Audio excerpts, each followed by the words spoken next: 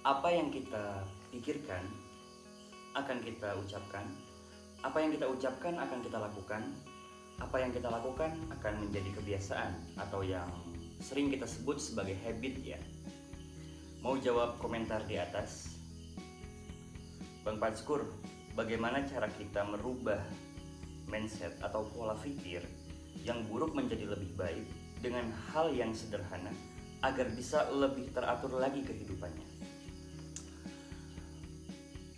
Tentu mengubah sebuah mindset ataupun pola pikir, kita perlu punya kesadaran, melatih kebiasaan-kebiasaan kecil dari kita mulai bangun tidur, di pagi hari, mulai kita beraktivitas, bagaimana cara kita berkomunikasi, bagaimana cara kita melihat masalah, bagaimana cara kita berinteraksi dengan sesama, bagaimana cara kita menyimpulkan suatu permasalahan problem-problem gitu kan.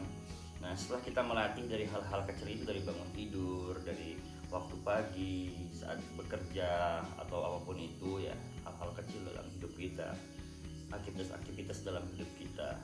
Nah, kita perlu konsistensi, perlu konsisten. Lalu mengapa pola pikirnya harus dirubah? Apa mungkin kita merasa bahwa cara kita melihat masalah masih picik, cara kita menyimpulkan suatu permasalahan masih subjektif, tidak objektif?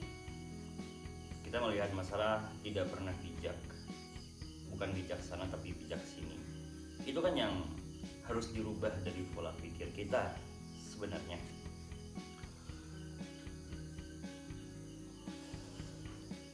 Maka perlu bagi kita untuk merubah pola pikir kita agar hidup kita lebih teratur. Tentu kita juga harus mampu mengakses information about ourselves ya, informasi tentang diri kita.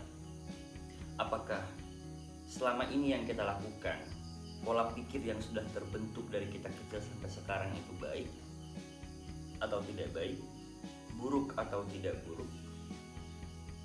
Kita harus bisa menerapkan grow mindset.